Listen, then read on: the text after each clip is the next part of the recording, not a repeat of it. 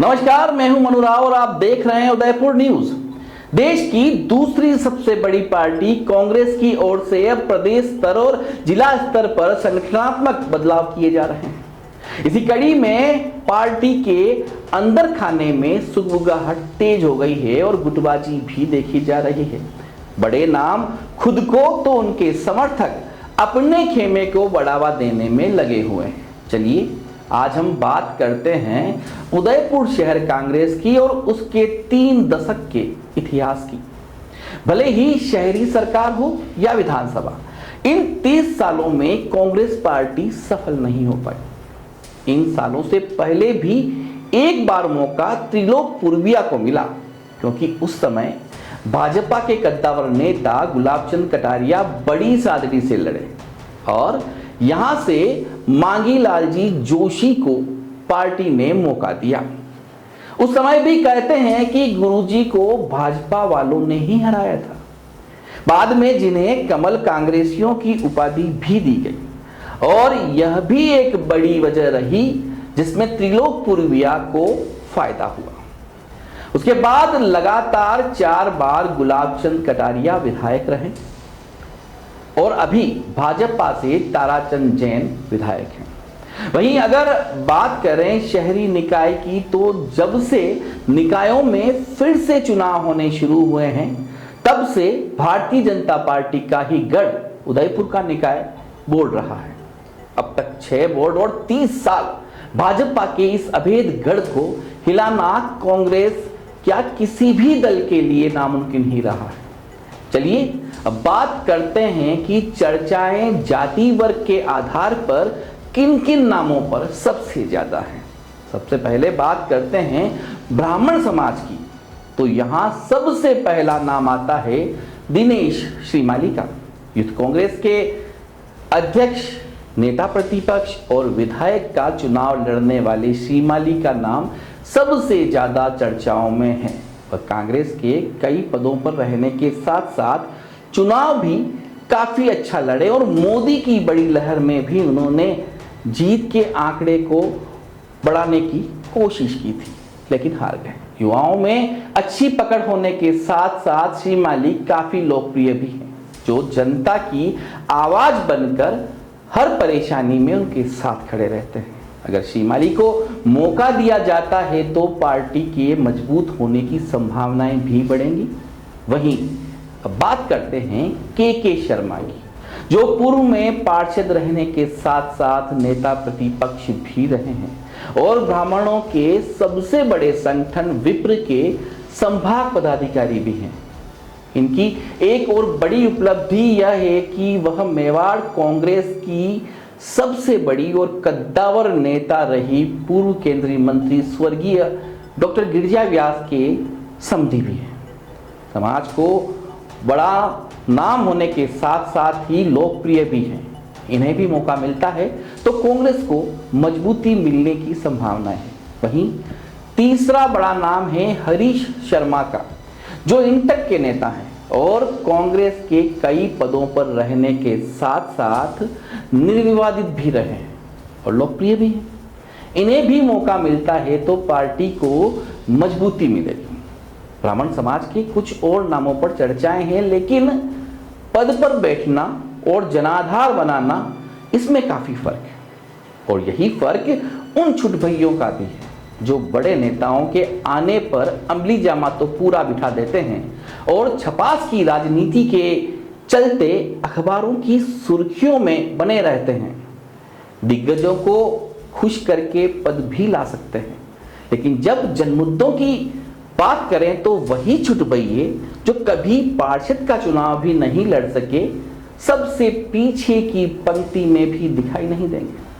चलिए अब बात करते हैं राजपूत समाज की, जिनमें सबसे बड़ा और काबिल नाम आता है लाल सिंह जी जाला का, जिनकी राजनीति और पार्टी के प्रति समर्पण किसी से नहीं छिपा है। श्री जाला ने लगभग 20 सालों तक देहात कांग्रेस की कमान संभाली और पार्टी को जीत दिलाने के साथ ही काफी मजबूत बनाया। गोविंदा प्रधान रहने के साथ साथ पार्टी के प्रदेश महासचिव पद पर आसीन हैं और अगर 2 घंटे में भी कार्यकर्ताओं को एक मंच पर लाना हो तो सिर्फ जाला ही हैं जो इस मुश्किल टास्क को पूरा कर सकते हैं।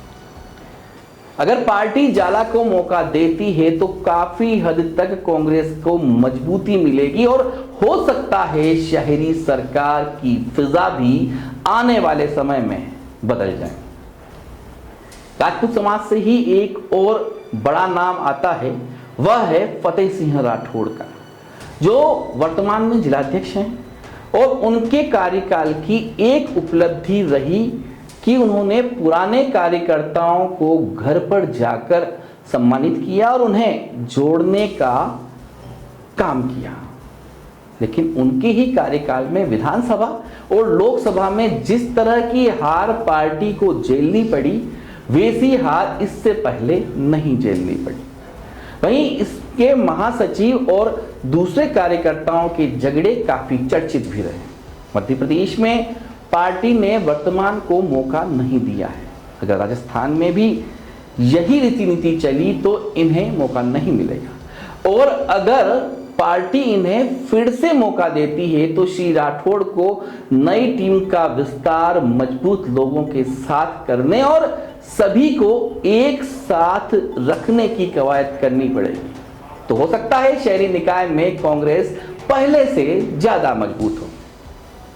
वहीं अब बात करते हैं जैन समाज की। उदयपुर शहर जैन बाहुल्य इलाका है और सबसे ज्यादा जैन मतदाता यहां पर निवासरत हैं। लेकिन कांग्रेस ने कभी भी जैन समाज को कमान नहीं दी।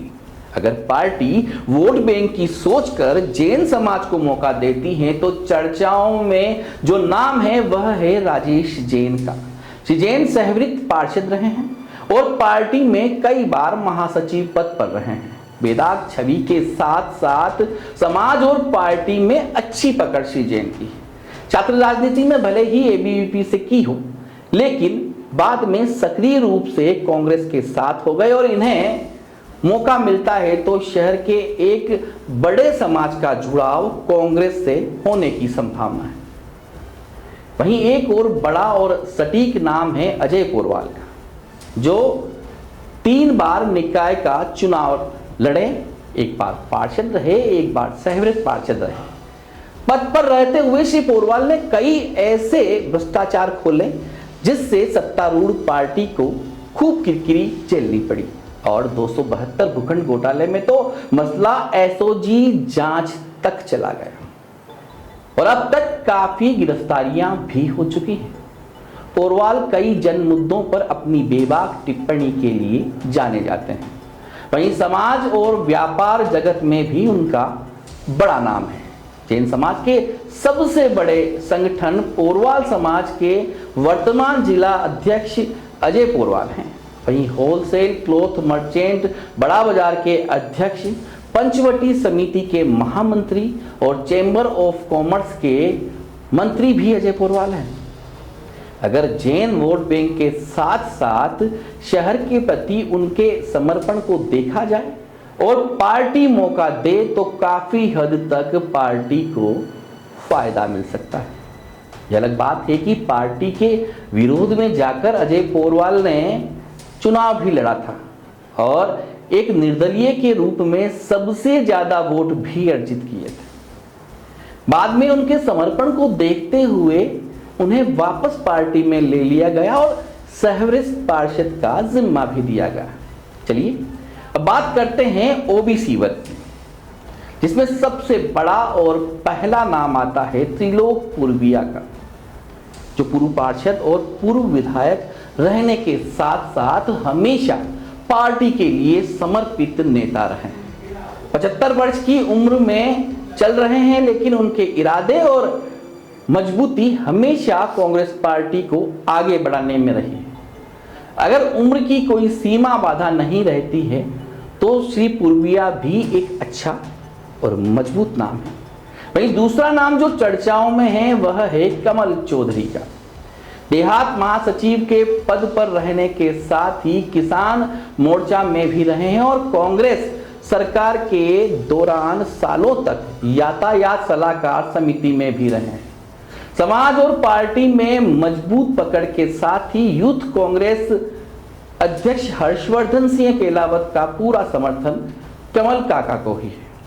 पार्टी में मौका मिलता है तो मजबूती तय है। वहीं अब बात करते हैं मुस्लिम समाज की, जो ज्यादातर कांग्रेस पार्टी को ही समर्पित रहा है, लेकिन इस समाज को भी कभी बड़ा मौका नहीं दिया गया। ऐसे में सबसे पहला नाम आता है रियाज हुसैन का, जो पूर्व पार्षद रहने के साथ साथ पार्टी में वरिष्ठ उपाध्यक्ष भी हैं और उच्च शिक्षित होने के साथ ही राजस्थान विद्यापीठ में भी बड़े पद पर आसीन रहे हैं। समाज का बड़ा चेहरा होने के साथ ही वर्षों से पार्टी को समर्पित है। वहीं दूसरा बड़ा नाम है शराफत खान का, जो कांग्रेस के प्रदेश सचिव होने के साथ ही अंजुमन के पूर्व सदर भी रहे हैं और सालों से पार्टी के समर्पित और मजबूत कार्यकर्ता है। युवाओं से लेकर बुजुर्ग तक सभी शराफत खान की बात को नहीं टालते। समाज और पार्टी में गठजोड़ बिठाने में भी शराफत खान काफी कारगर साबित हो सकते हैं। शहर कांग्रेस और चौराहों पर चर्चाएं इन्हीं नामों पर सबसे ज्यादा है। इनके अलावा भी कुछ नाम हैं जिस पर पार्टी मंथन कर सकती है। यानी शहर कांग्रेस के नाम बहुत हैं, दावेदार बहुत हैं, जातीय समीकरण और संगठन की मजबूती भी दांव पर है। लेकिन अगर पार्टी ने जमीन से जुड़े और जनाधार वाले नेता को आगे बढ़ाया तो शायद इस बार कांग्रेस 30 साल पुराने इस सूखे को खत्म कर पाए, वरना 7वां बोर्ड भी भाजपा की झोली में ही जाएगा। नमस्कार।